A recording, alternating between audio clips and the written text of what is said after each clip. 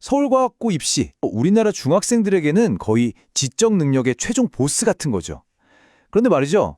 이 최종 보스를 공략하는 법이 정말 완전히 바뀌었습니다. 예전에 쓰던 공략집은 이제 그냥 종이 쪼가리가 됐어요. 오늘 바로 그 새로운 공략집을 같이 한번 써내려가 보려고 합니다. 과거의 방식은 더 이상 통하지 않는다. 그냥 어려운 공식 달달 외우고 문제 많이 풀면 되겠지? 이제 그게 안 통한다는 겁니다. 그럼 도대체 뭐가 어떻게 바뀐 걸까요? 그 핵심적인 변화의 암호, 지금부터 저랑 같이 한번 풀어보시죠. 자, 핵심은 바로 이겁니다. 보세요. 과거에는 정형화된 지식을 얼마나 잘 외웠냐 이거였는데 지금은요. 낯선 문제를 어떻게 해결해 나가느냐 그 과정을 봅니다. 서울과학고가 평가의 무게중심을 완전히 옮겨버린 거예요. 더 이상 너 이거 아니?가 아니라 너 이거 어떻게 생각해? 라고 묻는 거죠. 이건 뭐냐면요. 정답이라는 목적지 자체가 아니라 그 목적지까지 어떻게 걸어갔는지 그 여정 전체를 보겠다는 선언이나 마찬가지입니다. 자, 그럼 이 거대한 변화가 시험의 각 영역에서 구체적으로 어떻게 나타나는지 오늘 우리가 함께 살펴볼 로드맵입니다. 새로운 시험 유형부터 시작해서 1교시 사고력 측정, 수학, 과학, 그리고 마지막으로 가장 중요한 합격 공식까지 하나씩 파헤쳐 보겠습니다. 첫 번째 섹션입니다. 새로운 유형의 시험.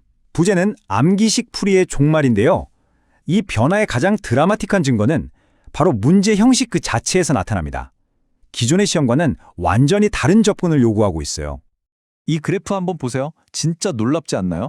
2022학년도만 해도 객관식 문항이 꽤 있었는데 2025학년도에는 0개가 됐습니다. 이게 뭘로 의미할까요? 찍기라는 변수가 완벽하게 사라졌다는 겁니다. 더 이상 운에 기댈 수 없어요. 모든 학생이 자기 생각의 흐름을, 그 과정을 투명하게 다 보여줘야만 하는 거죠. 두 번째 섹션, 1교시 시험의 본질입니다. 인문학 퀴즈가 아닌 논리시험이라고 되어 있죠? 이게 1교시 시험지를 처음 보면 이건 뭐 사회나 국어 시험인가? 하고 착각하기가 정말 쉬워요. 하지만 절대 아닙니다. 이건 지식 퀴즈가 아니에요. 그 본질은 뭐냐면 처음 보는 규칙을 얼마나 논리적으로 잘 적용할 수 있느냐, 이걸 테스트하는 일종의 사고력 시뮬레이션이라고 보시면 됩니다. 알고리즘 시뮬레이션. 말이 좀 어렵죠? 쉽게 예를 들어 볼게요. 여러분이 한 번도 해본 적 없는 새로운 보드게임을 한다고 생각해 보세요. 룰북을 딱 주고 자, 이 규칙대로 한번 게임 해봐 라고 하는 거랑 똑같습니다. 서울과학고는요, 이런 언어학적 규칙 같은 걸 마치 게임의 룰북처럼 던져주는 거예요. 그리고 학생들이 그 규칙을 얼마나 정확하게 따라서 생각하는지를 보는 거죠. 2024년 기출문제가 바로 그 완벽한 예시입니다. 자, 여기 표를 보시면 한글은 초성, 중성, 종성 세 부분으로 나뉘는 3분법이고 중국어는 성모, 운모 두 부분으로 나뉘는 2분법이다. 이런 규칙을 줍니다. 그리고 나서 이걸로 새로운 단어를 만들 때 글자가 총 몇 개 필요하게? 하고 물어본 거죠. 이건 언어 지식을 묻는 게 전혀 아니에요. 정해진 절차, 즉 알고리즘을 실수 없이 수행하는 마치 컴퓨터처럼 생각하는 능력을 테스트한 겁니다. 근데 시험은 여기서 한 걸음 더 나아갑니다. 전혀 상관없어 보이는 분야들을 막 연결하라고 요구해요.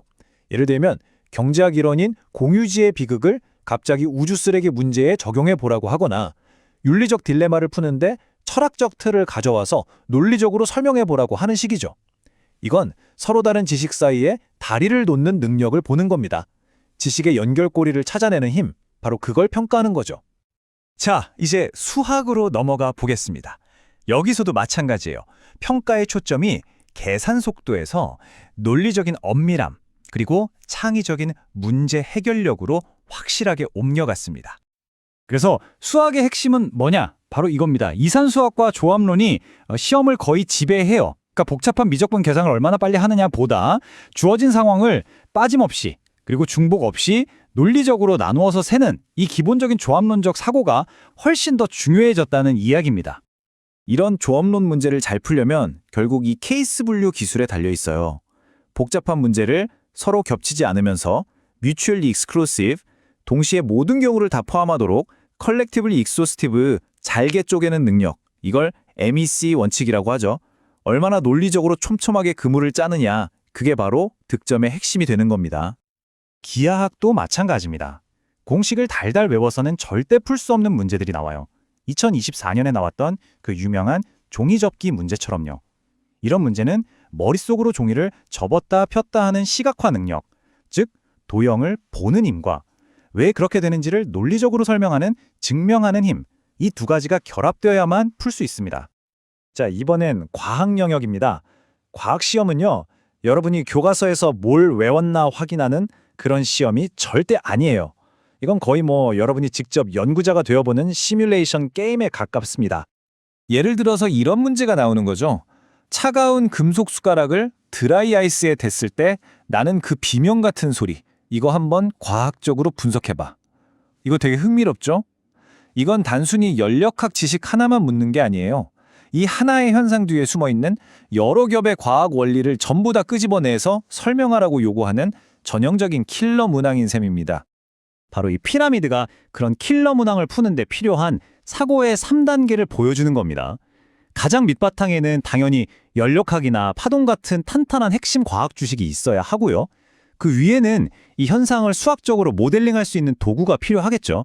그리고 마지막 제일 꼭대기에는 이 모든 걸 종합해서 원인과 결과를 명확하게 글로 설명해내는 논리적인 서술 능력이 필요한 겁니다. 이 세 가지가 다 있어야 문제를 완벽하게 풀 수 있는 거죠.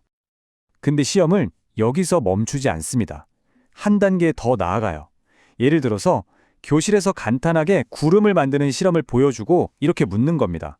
자, 이 실험의 한계점이 뭘까요? 만약 당신이 이 실험을 개선한다면 어떻게 할 건가요? 이건 단순히 지식을 아는 걸 넘어서서 그 지식을 비판하고 더 나은 것을 창조해내는 능력까지 보겠다는 거거든요. 그럼 이제 제일 중요한 부분입니다. 이렇게 새로운 패러다임이 자리 잡았는데 우리 학생들은 도대체 어떻게 준비해야 할까요? 당연히 준비 전략도 완전히 바뀌어야겠죠? 합격으로 가는 길, 그 핵심 전략들입니다. 이제부터는요, 모든 연습 문제를 풀 때 그냥 답만 내고 끝나는 게 아니라 자기 생각의 흐름 전체를 꼼꼼하게 기록해야 합니다. 그리고 조합론, 특히 케이스 나누는 연습을 깊이 파고들어야 하고요. 지오지브라 같은 툴을 써서 도형을 머릿속으로 그리는 훈련도 필수입니다.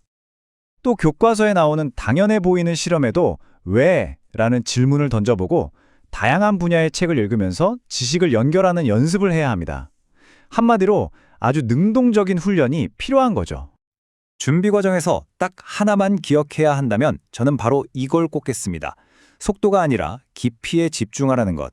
어설프게 100문제를 푸는 것보다 단 한 문제라도 제대로 깊이 있게 파고드는 게 훨씬 더 중요합니다.